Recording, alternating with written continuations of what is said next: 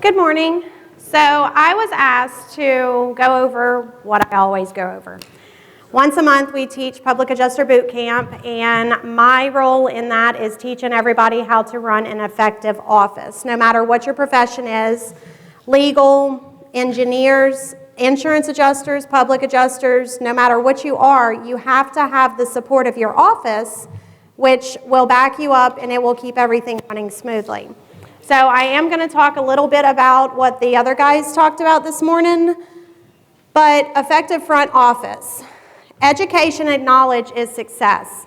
As a public adjuster, as an insurance adjuster, you have to know policies. You have to read them. You have to know what it details. Almost all policies have the endorsements and exclusions, and if you do not read policies, you should not be affecting a claim. You need to know what the policies are. What are you affecting? What type of policy is it? Are you going after FEMA, TWIA, NFIP? Know what you are going after. If it's surplus lines, need to review policies every single time. No coverage is left on the table. What I mean by no coverage is left on the table is if they have business interruption, if they have fair market rental value, if they have personal property, all of the other coverages you need to affect. If you're not able to, then hire other people that come in and do that strictly. We're running a little behind on schedule, so I'm going to kind of go pretty fast, which I speak fast anyways. Clean files. What you're going to see in here is a lot of attorneys, and the attorneys do want your claims. They do want to help the insureds. They're not able to help the insureds if you don't do your job. If you don't document the file, if you don't file the complaints, I do feel like the complaints are very necessary. It is your job to document all of their inaccuracies. Anytime that you get the file documented correctly, more times than not, you're going to see that things are going to work out. Things are going to come to fruition throughout the handling of that claim. Can't see over there. Know your lane. I am a public insurance adjuster. I am never going to tell any legal observations or any per this class lawsuit, per this whatever. I'm not going to do that. I know my lane. I know what my job is. I know exactly where I am to stay to keep my license. I've been licensed for a very long time, and I'm not going to put that on the table just because of a conversation. If you need legal advice, that is what I'm going to tell you. If you need accounting advice, I'm going to tell you that as well. I am not going to answer the questions for you every time because I'm not in that capacity. I don't have that license to back me up. Ask questions. If somebody tells you that the answer is no, that doesn't always mean that's the final answer unless they can support it. If somebody comes back to us and says, well, Chuck wrote a good estimate, but we're looking at this and this and this, and the same thing that Daly was up here saying, oh, that's denied due to this. Unless it is in the policy, that no doesn't stand. Fight back. Have a voice. That is what we are for the insured. You are their voice. You are holding their largest assets in their hands, in your hands. So you need to take that very, very personal, and you need to take that very serious, because most times they are not going to be taken care of unless you do your job.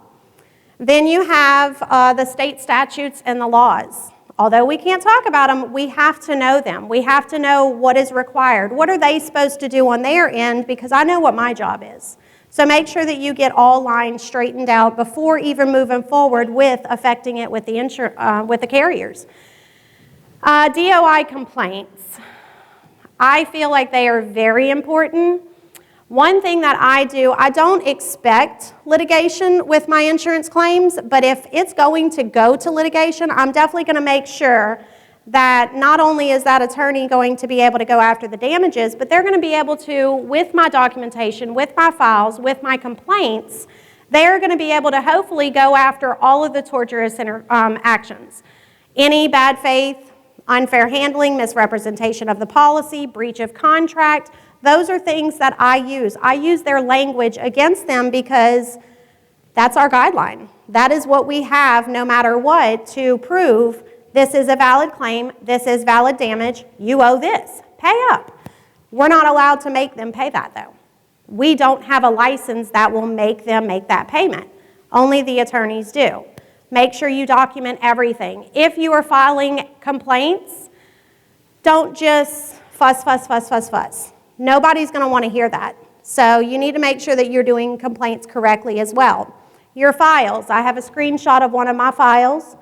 That is the way that my files look. When it goes to the insureds, when it goes to the attorneys, when it goes to the defense attorneys, that is what they get. Everything is detailed, everything is named properly, dates are on it, what it was.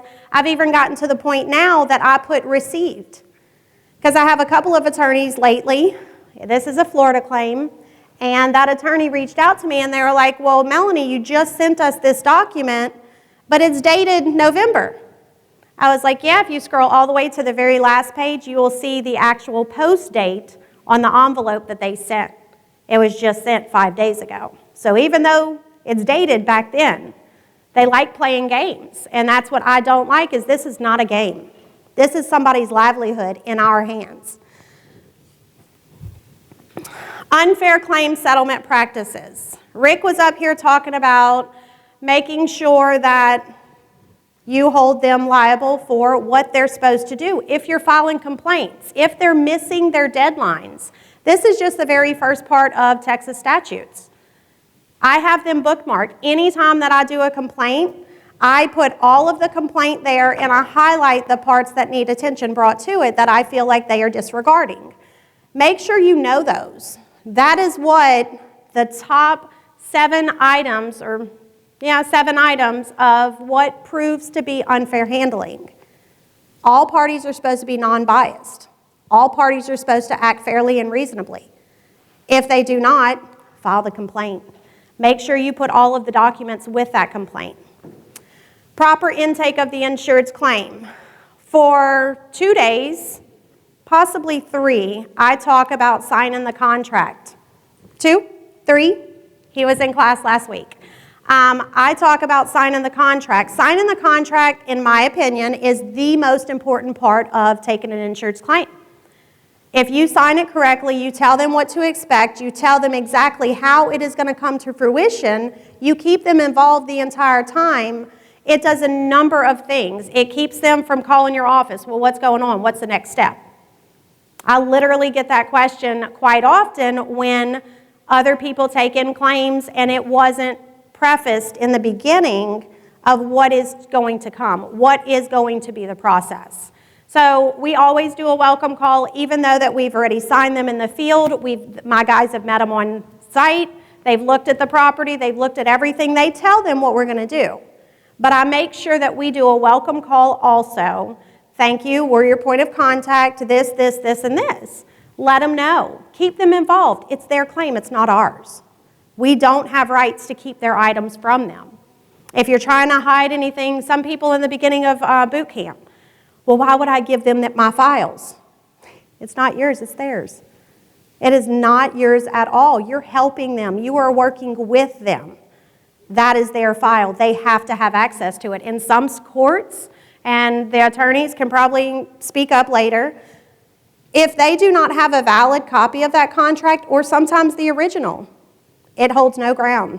It is not a valid contract. So you need to make sure of what state you're in, what you're doing, and making sure that you are following the rules. Interview the insured. One of the almost first questions in a deposition is, did you interview the insured? What did you do to check the validity of this claim? You have to interview the insured. You have to know what happened in their own words. You must obtain all previous documents, handlers, and other involvement. In class, I do provide a questionnaire. It is 2 pages, 3 pages, and it goes through every bit of the coverages, every bit of what happened, how it happened, when it happened, and what happened. That is interviewing the insureds. I normally don't get deposed because they already get my file. All the questions that they're going to ask me are already answered in my file when it is sent. Policy standards. If you receive a policy, you can highlight different sections of that policy once you have it in your format. Highlight the red. Those are parts that show you there is no coverage. Highlight the other parts that do pay, that offer the coverages in green. Highlight other parts in purple, pink, whatever color you want. Make it easy to read. Make it easy to go to. Document, document, document. I know that Sean and I say this at least every single day that we are teaching class, Monday through Friday. If you do not document it, a lot of the time, hearsay will not be admissible into court. So if it is not documented, it didn't happen. Everybody in my office knows that. Everybody in the field knows that. If you did not document it, I don't care what you did, you might as well have not done it because it didn't happen. Sign in the contract. If it is done thoroughly and properly, then you know that you can handle volume. You have a system, you have a process, you know what coverages to affect. Provide clear presentation. We are not attorneys. We cannot make them pay. We pretty much give them a blueprint of what they're supposed to do and how they're supposed to do it. But we cannot make them pay that money. We can fight, we can go back and forth, we can get them reassigned, we can do whatever it takes, but you still cannot make them pay that money. The attorneys can and the attorneys will. If your attorneys won't take your files, you need a clean house. You need to clean up, you need to document everything, you need to date everything, you need to get a system. 100%. If you don't have a system, it's going to be hard to get people to follow up where you left off. Satisfy the contractual obligations. A lot of people are like, okay, well, what's a silver bullet? There's two silver bullets. Now that I've been teaching a while, policy. Policy is a silver bullet. None of us would be existent if it wasn't for that policy. Contractual obligations. Their duties after a loss. That is what we are here to do. That is what we are obligated to do under our title as public insurance adjuster. You have to do their duties after a loss. If the policy says sworn and notarized on our supplied document, that's what you have to do. If it says SPOL, and I've actually got a lot of these, USAA in Florida. Provide us within 60 days after we request, in your opinion, the valuation. It actually says that in the USAA policy.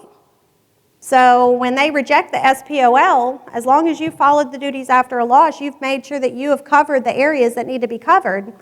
Thank you for your rejection. Do reply with the desk adjuster's information. I don't care. I don't care about the ROR.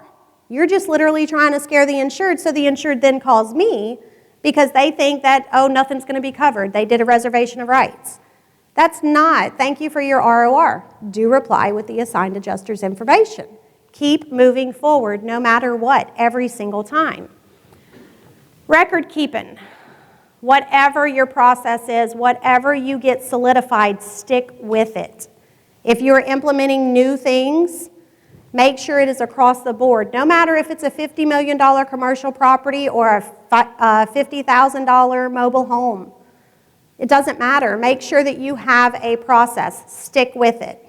The whole reason that you have to stick with it is documentation, business record. Everything is about business record. If you're going to hold them to their timelines, you have to hold yourself to those timelines too. If it took you a month to get an SPOL out, I'm not going to immediately file a complaint on them because they took a week.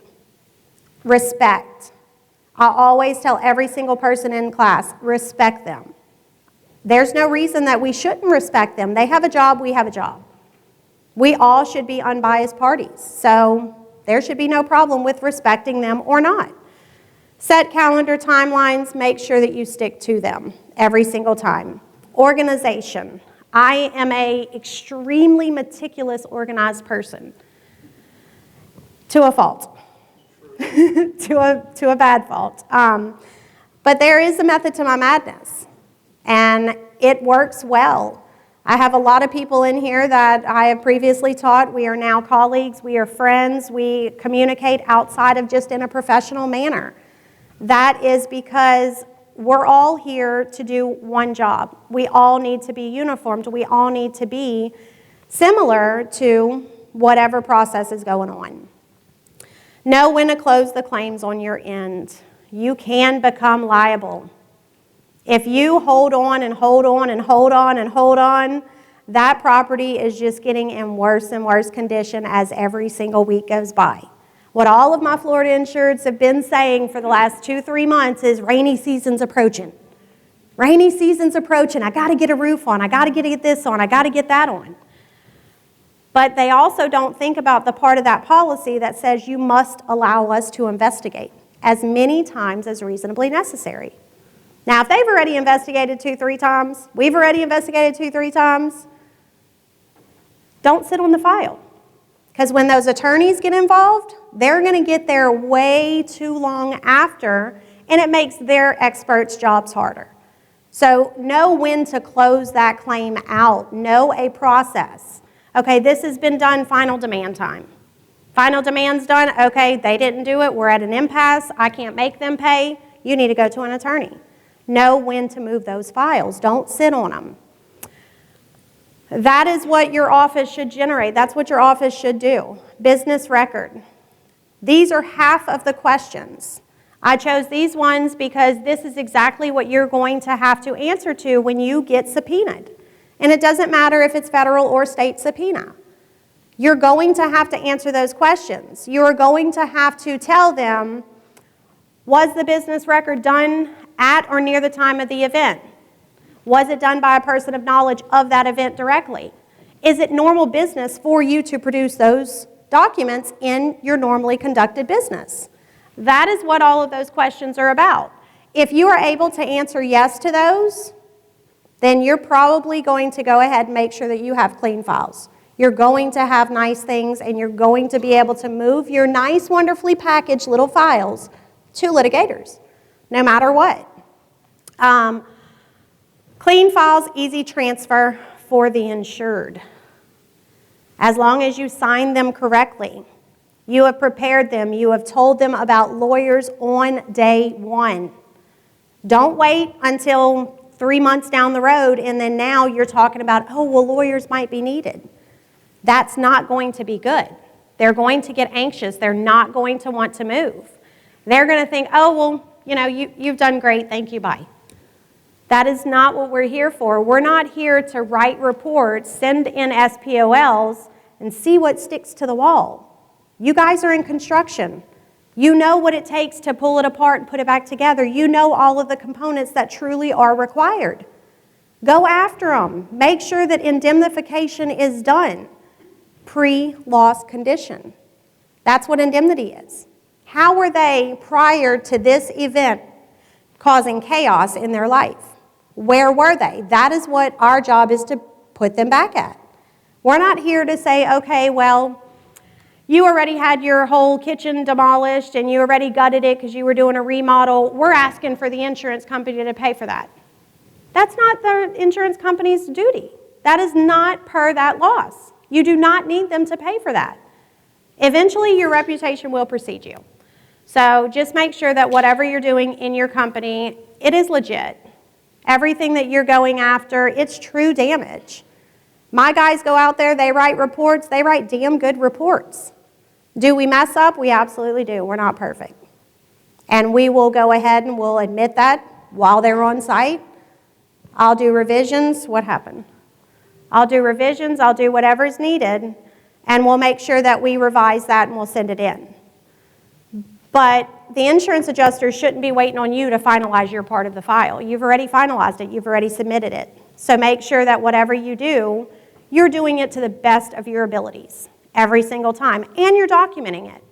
Prepare the insureds and their claim files thoroughly by documenting every action. Every action. If I hang up on an insurance adjuster, and we all know that's not true because I don't take phone calls, but if I do take phone calls and I did hang up on that adjuster, I'm documenting that. You can't pick and choose what you want to document. You have to be fluid across all avenues. You have to be very meticulous about every single part of it. Attorneys, they are happy to pick up where your license allows you to get to, as long as you present them with valid claims, valid reports, And if you're filing complaints, make sure they hold merit. They are meritorious complaints every single time. Don't just fuss, fuss, fuss, and then have no expectations. You need expectations in those reports.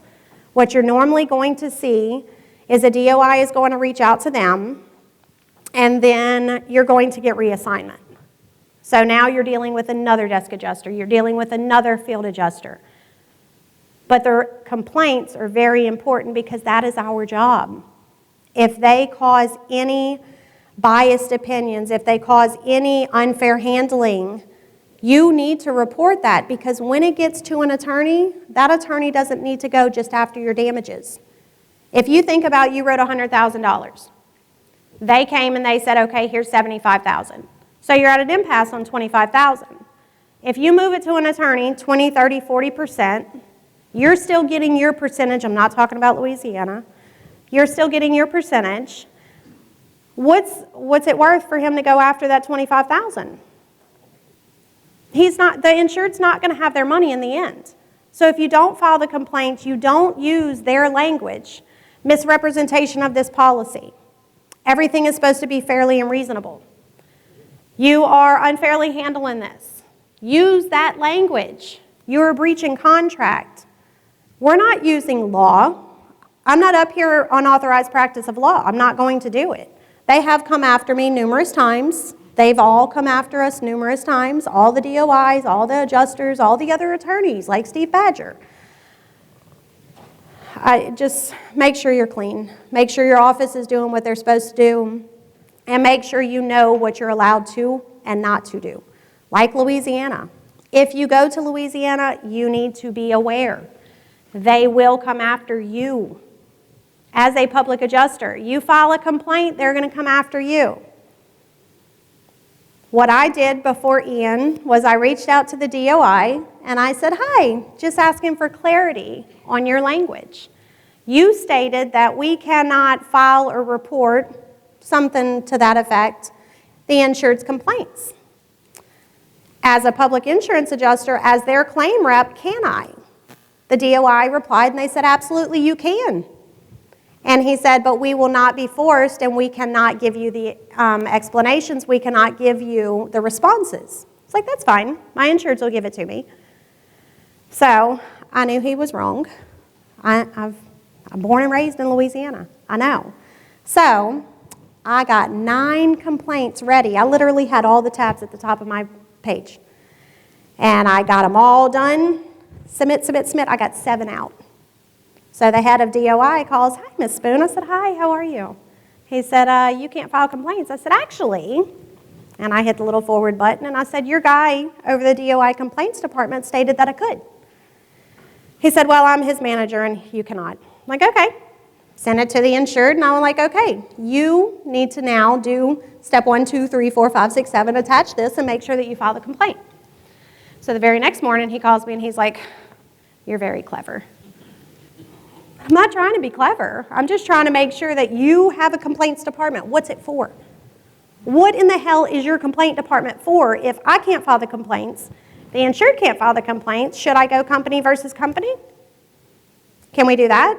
But that holds no water, in my opinion, when it gets to the attorneys, because nobody is held accountable to their actions. Nobody's held accountable to their words, to everything that they did for that complaint to be filed. But one of our good friends, he was investigated, as well as all of his people were investigated. That's what that complaint did. It was ridiculous. DOI, they are not our best friends. They will come after you and they will try to stop you. They will try to cease your operations every single time. If you are making waves, if you have the target on your back, that's what they're going to do. But in my opinion, if you don't have a target on your back, then you're not making moves. You're not actually affecting stuff. So make sure that you just have all of your ducks in a row every single time, every single claim. Oh, was that really it? I told y'all we'd be quick, we'd wrap it up. The complaints. Make sure they're meritorious. Rick Daly was up here talking about interest. Public adjusters cannot charge on those interest payments. Anytime you file a prompt pay complaint, make sure that you go 2 more paragraphs down and put the statute that actually says that they are to pay penalties and interest. You need to make them pay it. As long as they pay it, they're already admitting guilt by that payment being issued. I need every single bit of the claim documented every single bit of the way, so when Galen, Candace, Sean, Rick, all of them get the file, they're able to literally, within 24 to 48 hours, move forward and go after what they were truly supposed to pay, and above and beyond. Because if they only get what you were seeking as a public adjuster, the insured is not going to remain whole at the end. Our job is the duties after a loss. Read the policies. Know the policies. Know what type of policy you're affecting. Are you going after federal? Are you going after flood? Are you going after TWIA? Because although TWIA is not federal, they think they are, and they do not have to put your name on the check. They will not sometimes notify you.